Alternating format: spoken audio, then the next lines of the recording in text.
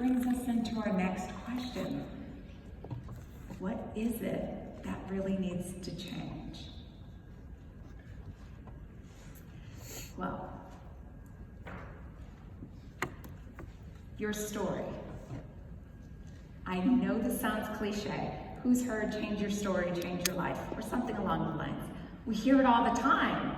But I think that the disconnect is we don't understand the physics of why this is powerful. We don't understand why this actually matters. So let's just say, for a moment, I'm preparing for a speaking event. I'm gonna go talk to some incredible ladies. And I start thinking about that.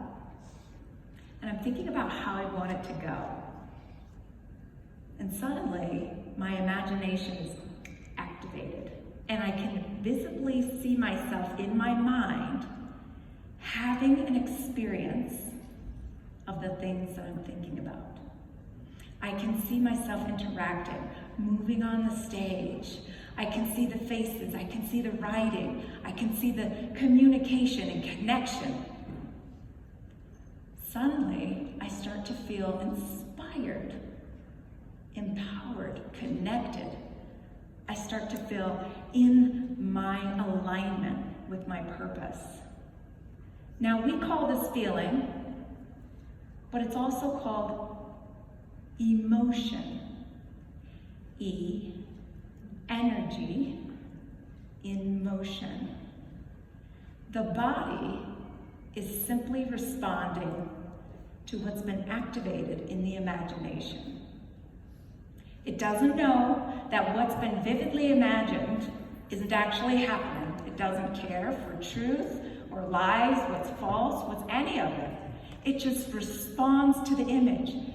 It creates that energy in your body necessary to execute the image in your mind. Emotion.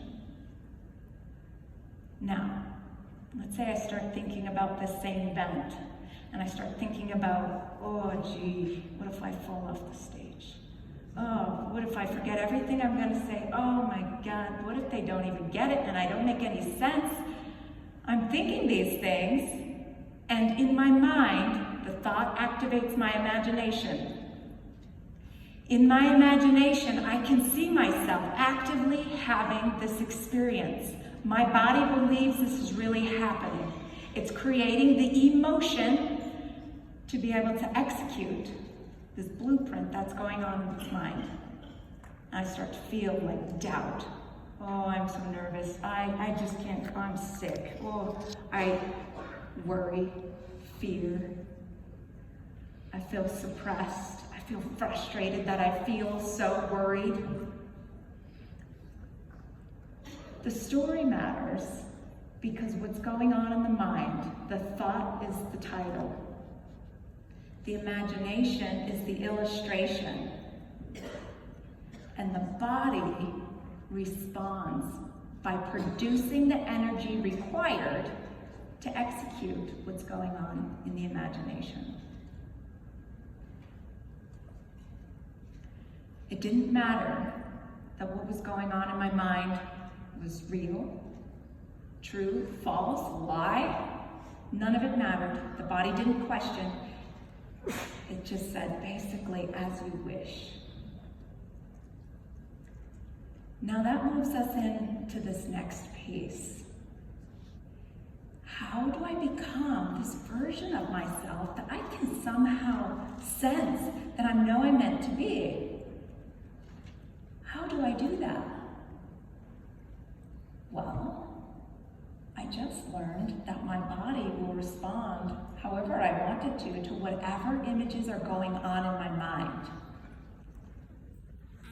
So just for a moment, I want you to think about this future experience you want to have. Think about this future experience. Notice yourself in this image. What are you doing? How is your body language? How are you interacting with those around you?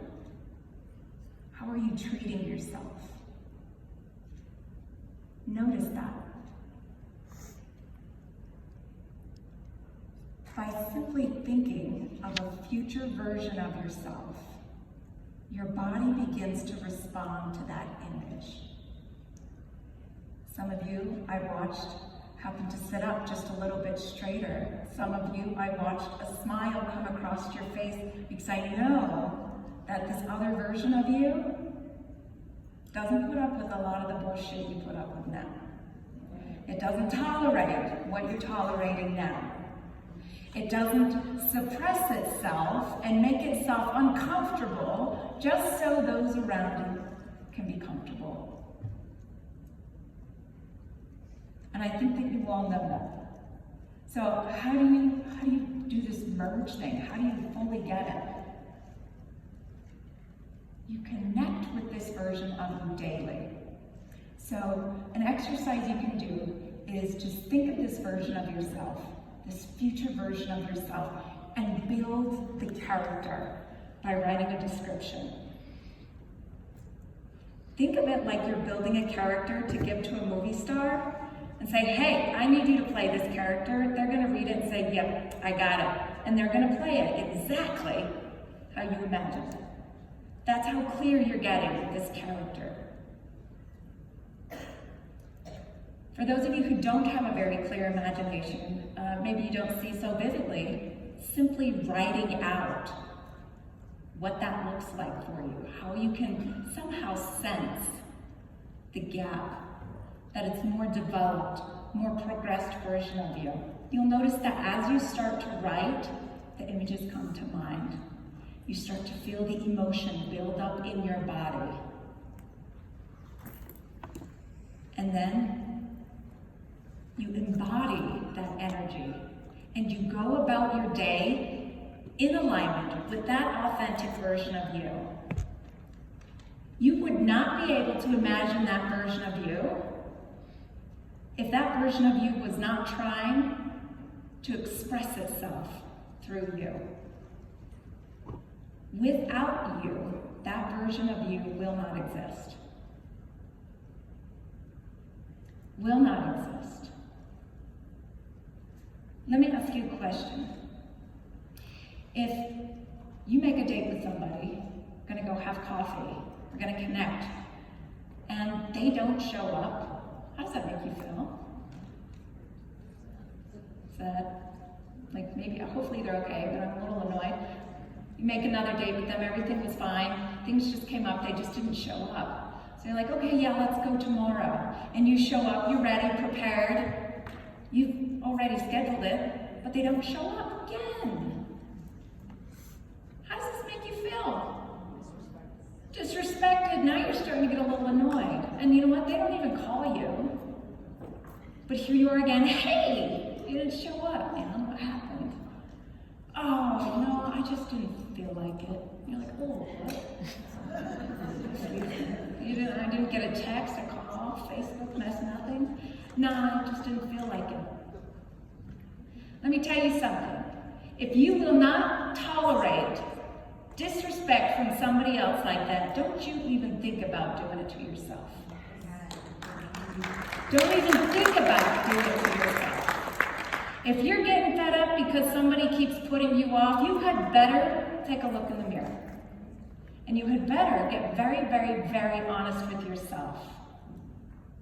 If somebody is doing something to you, breaking the promises to you, not showing up for you, and you're getting upset about it,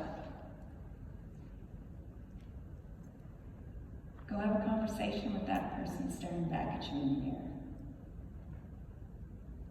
Stop erasing your name off the calendar for you to put somebody else there that was really a no, but it was to avoid the discomfort of being with you.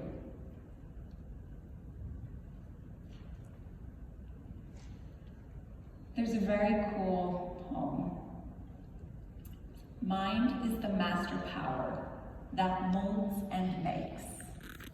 And man is mind, and evermore he choose the tool of thought, shaping what he wills, brings forth 1,000 joys or 1,000 ills. He thinks in secret, and it comes to pass. Environment is but his looking glass.